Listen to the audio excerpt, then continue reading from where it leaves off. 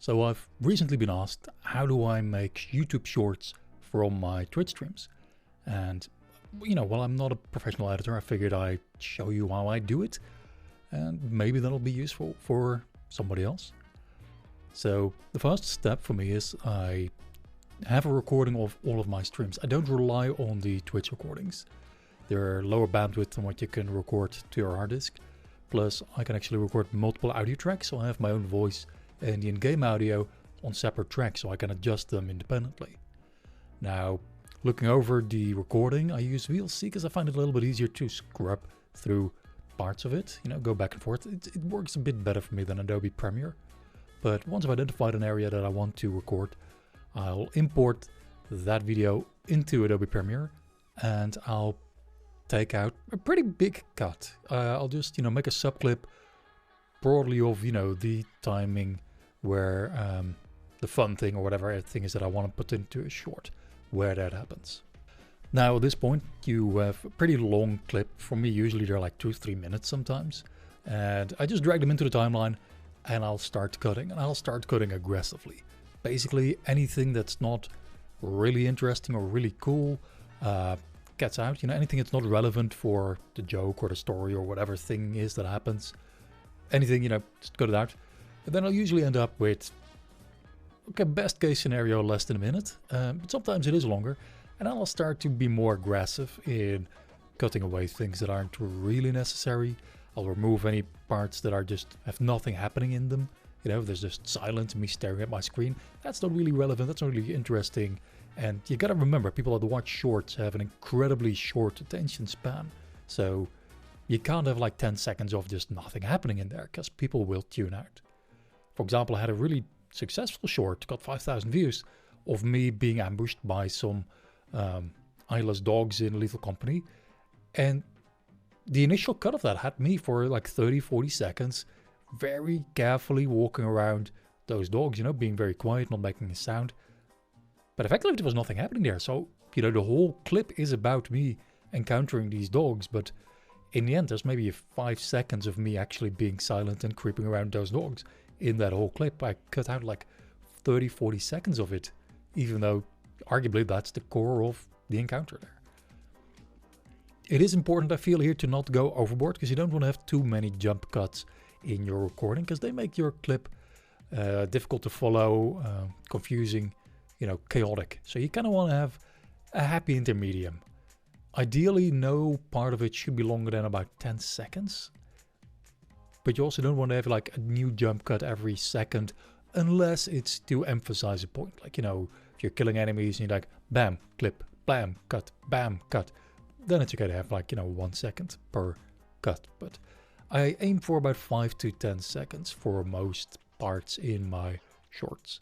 Once I'm happy with the composition, with the, the cuts that I've made, the length, only then do I adjust the width of the recording, because I record in 1080p, so I have 1080 lines high, and that's in 16:9. I need to turn it into 9:16 aspect ratio, so I'll change the project to 608 pixels wide by 1080p, 1080 pixels high, and that's about the right aspect ratio for a YouTube short. So what I actually do is I take that top clip and I zoom out. I scale it down to 70%. I find 70% works pretty well for me. And then I position it so that the top just clips off the edge of the screen, and I'll add an opacity mask to clip off the bottom as well. Especially when I'm playing a game like Team Fortress 2, there's some UI elements in the bottom. I don't want those there, so I clip them off. And what I'm ending up with is a pretty wide aspect ratio for the actual gameplay. Like the gameplay is, it's pretty wide. Not of course the full width, but wider than it would otherwise be. So you get more information, you see more, movements are less chaotic. It's easier and nicer to watch.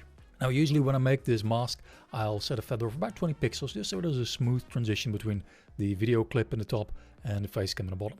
For me, I keep my face cam in the bottom right. So what I do is, after I've created the clips, I'll move the video by about 350 pixels negative. That puts my face cam right in the center of the bottom part of the screen. This of course will depend on where your face cam is, but it's good to have those numbers in your head so you can easily just adjust one and then copy paste them to all the clips in your timeline. Now at this point, theoretically, I can be done, and I have published clips like this, but because a lot of people watch these on their phones, and a lot of times people will watch those on their phones when there are people around and don't have headphones, so I find it helps to add subtitles. And what I do is I'll put subtitles for myself just above my face cam, again, so it doesn't interfere with all the UI elements. And then if there are a lot of people in the clip, I'll put those at the very top, but again, not at the maximum top, because I don't want that to be clipped off. Likewise, you can see these guidelines in Illustrator. I don't know what they're for, but I try to stay within the innermost lines in the width, just so that no text ever gets clipped off on the sides. I'm using 40 pixels for most of my text. I find that works pretty well. For my own text, I put the Twitch purple as background. I don't want to emphasize too much that I'm streaming. I have a feeling the YouTube algorithm doesn't like it when you put Twitch links everywhere. I don't know if that's true, but I've had some anecdotal evidence that, they'll downrank your clips if you do that. So I just don't mention that I'm on Twitch, but I do put, the very distinct Twitch purple color behind my text, so people know, okay, this was streamed, he's a streamer, I should look him up on Twitch, maybe find the social links on my YouTube page. Now, the next thing I'll do is, because I want to really grab the viewer's attention during the first 5 to 10 seconds, I don't want them to, keep swiping away. I really want to drag them in as quickly as I can. And you got 5 to 10 seconds, mate, to do that. So I make sure those, the very beginning of my short has as much action as possible, as much intrigue as possible. And that's where I'll add what I call flair. For example, in this case, I have this little bell that, you ding, and then, pop the text, ding, ding. And then I move that text along with the camera so that it appears that the text is stationary on top of that bell. It's a little thing that I saw Soviet One will do, and I really like that. So I figured, I'll copy that, because, imitation is the summum of flattery or whatever. Anyway, I copy that. So I do that. And I tend to do these things in the beginning of my shorts.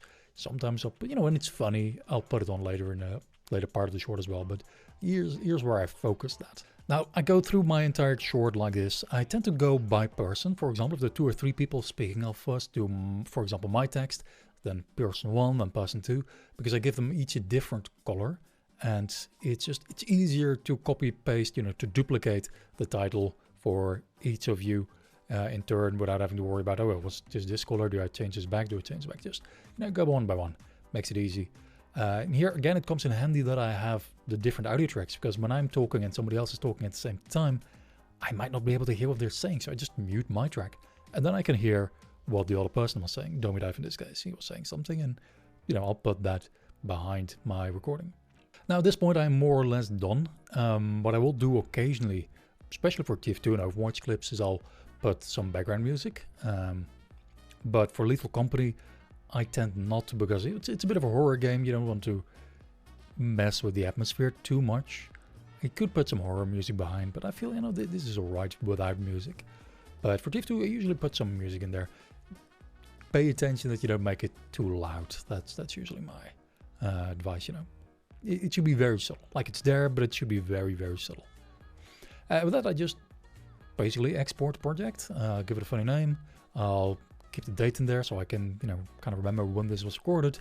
And then it'll go up on YouTube, and I schedule my shorts in advance. So usually I have a couple of days in advance lined up. So every day, 12 at noon, there will be a short published. And that's how I do it. And again, I'm probably not doing it the most optimal way, but that's how I do it.